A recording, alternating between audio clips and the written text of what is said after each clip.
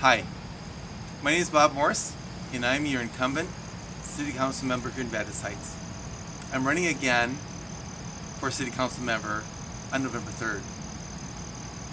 So I've lived in Vadis Heights for over 20 years with my wife and my 2 kids. My kids are grown. I've got 1 more year of college payments to make. That'll be a very happy day. So let me give you a little bit of background. I would say that I'm probably your most well-rounded and experienced candidate on the ballot this year. Why do I say that? Because not only am I an incumbent with experience within the council itself, but I've been on a number of boards, a lot of nonprofits. I've chaired a number of committees. I've led people, not only community and locally, but also county-wide in the Ramsey County Workforce Investment Board and the Ramsey County Youth Committee itself. I'm the past chair of the White Bear Lake Rotary Club. I've been a Rotary for 14 years in putting things together for our community. I'm on the capital campaign committees for both the Lakeshore Players, where we raise money for that, and also for the White Bear Center for the Arts. I've even led the Boy Scouts in raising money with business coordination in putting together contacts for them in order to get that raised as well. That's important too. I also want to mention that I was part of the strategic planning team. I was one of 30 that was asked for it. In fact, they call it a team of 30. And I was the only for-profit member of that whole committee itself. And that was an interesting discussion to be able to talk about that. So what we built was partnerships with area businesses so that we could form internships for our students, for hands-on and for vocational education itself. I'm also a member of the White Bear Lake Area Educational Foundation, and I think schooling is very, very important for the family. I think a lot of people will agree with me on that. One other thing I want to mention, and something I'm passionate about, is that I was also a board member for the Northeast Residents, Inc., which is a series of group homes for the developmentally disabled. My brother was autistic. He's passed away now almost 10 years, but that's something that's near and dear to my heart to be able to defend the defenseless. So what do we do within the council itself? And how do we take a look at that? Well, let me give you 3 things that I'm going to try to put together for you. The first thing is the budget. Why did I get involved in the council in the first place 2 years ago? Well, the reason why I got on it was because I noticed some different things that I'm a business banker within White Bear Lake. I've been a business banker for 25 years. We haven't had a banker on the council for a long time. So when I saw something happen with the Sports Center and putting that together, it cost us $26 million to build and to put up. It wasn't successful, and we ended up having to sell that for 10. Boy, that's quite a difference, and be able to look at that we have. There's some other things too that happened. Garceau property, which is located on Centerville Road in Edgerton, that little 3-acre site that we purchased, and those buildings that needed to come down. Well, we bought that too, not city owned. We paid almost $850,000 for that piece of property. Now, $850,000 seems like a lot. It's because it is, especially when there's $1.2 million of cleanup underneath it. That was something that I didn't think was very responsible in looking at what we needed to do, but it's done. So we'll move forward. But I don't want those kind of mistakes happening again. So I got involved in the council and I ran for it. And that's why I'm running again. So how do we fix that? Well, we have to improve our budget. We have to take a look at some different things. It's a lot easier to save a buck than to make one. I always tell my clients that.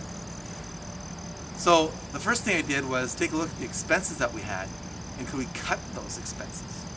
Well, one of the things that was glaring to me was that we had a debt called the Vadis Heights Commons. In looking into it further with the bonding that we had, we were able to refinance that. We saved almost 3.5 points on that, actually a little more than that. $670,000 is what that equated to for the residents of Vadis Heights. That's a lot. And to add to that, we have to increase our revenues where we could. So we had limited development space that's left, and so we added that too. We got a couple of different things that are going on, such as SOS Furniture is moving in to town on Labor Road. And we also have at-home apartments. Now, at-home apartments located on McMenemy and Highway 96, 10-acre site over there. A lot of people were up in arms in regard to the traffic, and I don't blame them. That's important. The thing is, though, is that is a person's private property, and they have every right to sell it. So in putting some of those things together, my only decision was whether to keep it industrial or if we could move it into multifamily. And how would that affect our traffic? There were some other questions that we had too. The questions that we had, for instance, were allowing people that wanted to downsize within Vadis Heights. Empty nesters and senior citizens had come to me a number of times and said, I want to stay within the city of Vadis Heights, but you know what? There's no place to stay.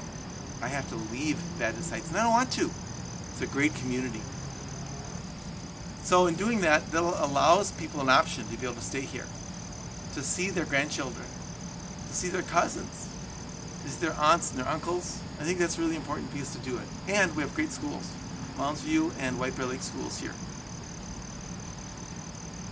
The second thing that we wanted to talk about that was important on it was our infrastructure. Took a look at the streets. Our streets were crumbling, and they still are, but not as much as they were. So when I first got on the council, before I got on, we did 0 miles. 0. Now keep in mind we have to do 1.2 on average in order to keep up with maintenance. Well, when we got on, we did 1.1 miles on it, including the Berkeley Road area that's just off of Highway 61. And then we ranked our streets. Now that wasn't a Bob thing, that was a council thing, and that was a staff thing. It was a great idea to be able to do that. So we ranked our streets. We're looking for the poor streets and the fair streets. Not only for this year, but the next year, and the year after that, and the year after that. So we accelerated it in year 2. That's this year, 2020, to 1.8 miles. That's important. We also are taking a look at our parks and our trails to keep those updated as well. Done a great job on that. The third thing that I wanted to be able to talk about was our stewardship within the budget itself. So I'm a banker. I'm in White Bear Lake. I've been a banker for over 25 years. Taking a look at that, and numbers come naturally to me. So I'm taking a look at these numbers. Each time we get a packet, I go through those in detail. I go through them line by line by line. Not only what we spent, but also on the credit cards and what that looks like as well. I ask a lot of questions on what they are too. Well, one thing I noticed was, for instance, that there was a lot of late payments. Now, late payments are a little different than what you and I are used to. We take a look at those. If we don't pay the bill on time, we're going to get charged a late fee. Believe me, I certainly understand that. I don't like late fees. Nobody likes late fees, and so I don't pay them.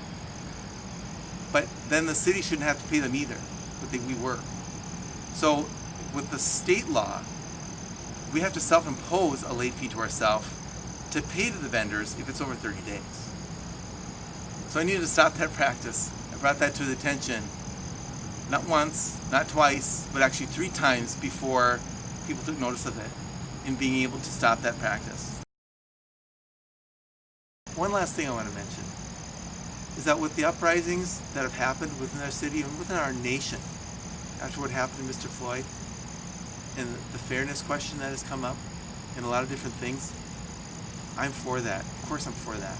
With everything I do for people, it's a lot easier to be able to put something up and give a hand up rather than a hand out. So with what's important, we wanted to be proactive on that. So we put together a community engagement committee so that we can have discussions about what is important here in the city of Vadis Heights.